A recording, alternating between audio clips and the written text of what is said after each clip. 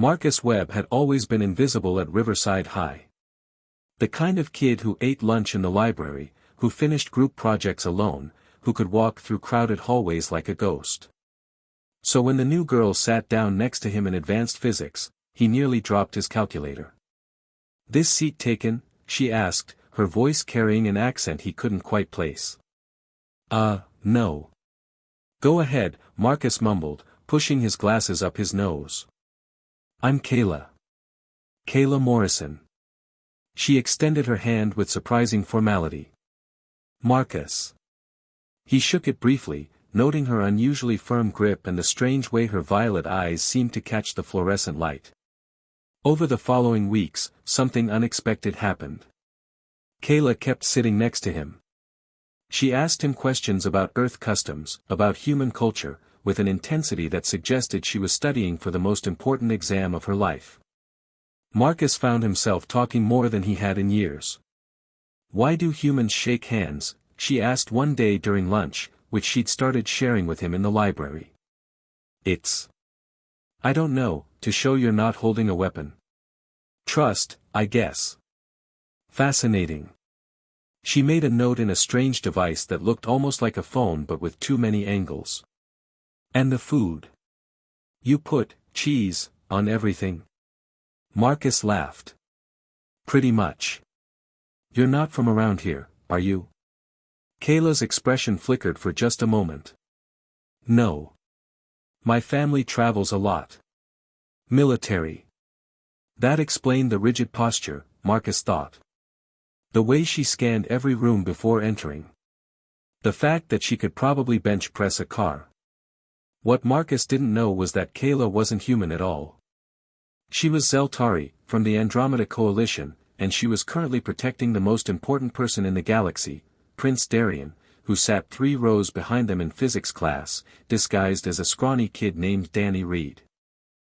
The Zeltari were legendary warriors, their entire culture built around honor and protection. Kayla had trained her entire life for this assignment. The prince needed to understand humanity before the coalition formally contacted Earth. Her mission was simple: keep him alive, keep him hidden, and learn everything about these strange, fragile creatures who had somehow survived without any natural weapons or defenses. But Marcus was becoming a problem. Not because he was dangerous, but because he was making her job complicated in ways her training had never prepared her for. "Why do you always eat alone?" Kayla asked one day, more directly than she'd intended. Marcus shrugged. "People don't really notice me. It's easier that way." "That's..." Kayla struggled with the concept. In Zeltari culture, to be unnoticed was to be dishonored. "That's incredibly lonely." "I guess. But at least nobody bothers me."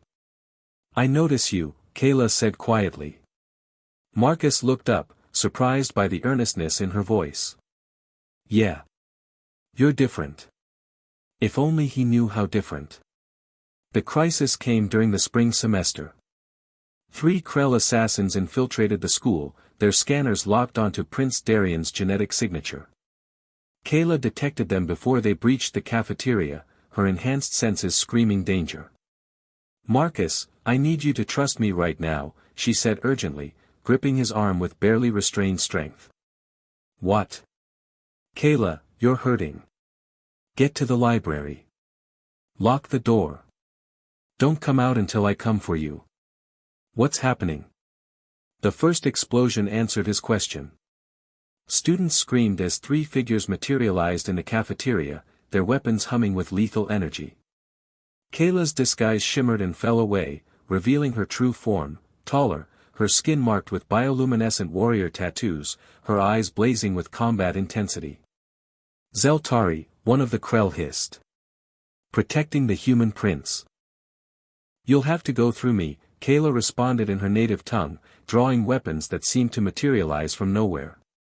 Marcus stood frozen, his mind unable to process what he was seeing. Kayla moved like liquid lightning, deflecting energy blasts that should have vaporized her. She was protecting Danny Reed, the quiet kid who never talked to anyone, who Marcus now realized had the same careful awareness Kayla possessed.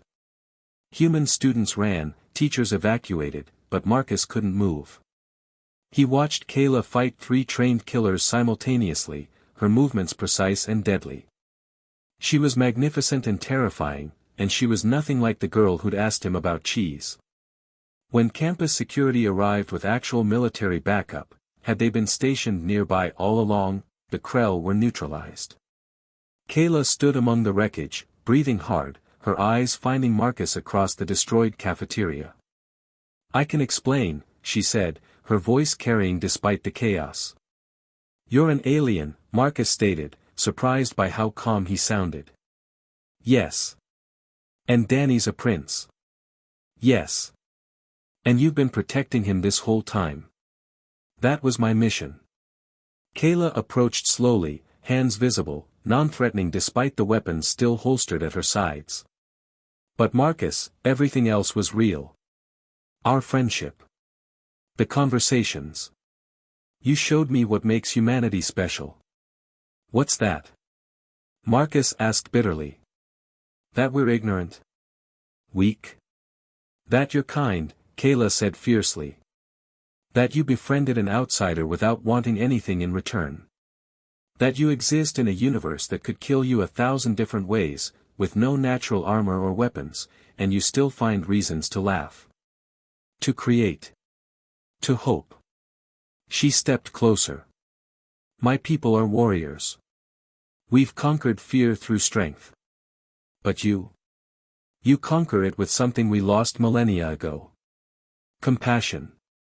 Marcus was quiet for a long moment. "So what happens now?" "Now the Coalition makes formal contact with Earth. Prince Darien will recommend humanity for alliance status." Kayla smiled, a gesture she'd learned from Marcus. "And I request reassignment. To remain here. To keep learning. From me." Marcus couldn't keep the disbelief from his voice. "From you," Kayla confirmed. "If you'll still have a friend who lied about being human." Marcus thought about the past months. The lunches in the library. The terrible jokes about physics. The way Kayla had made him feel, for the first time in his life, like he mattered. "Yeah," he said finally. "Yeah, I think I can do that." As emergency crews swarmed the school and humanity took its first real steps toward the stars, Marcus Webb made a choice that would echo through galactic history. He chose to trust. To forgive. To see beyond the surface to the person underneath. And in that moment, Kayla understood why the Coalition wanted Earth as an ally. Because humanity's greatest strength wasn't technology or weapons. It was their absolutely terrifying capacity for hope.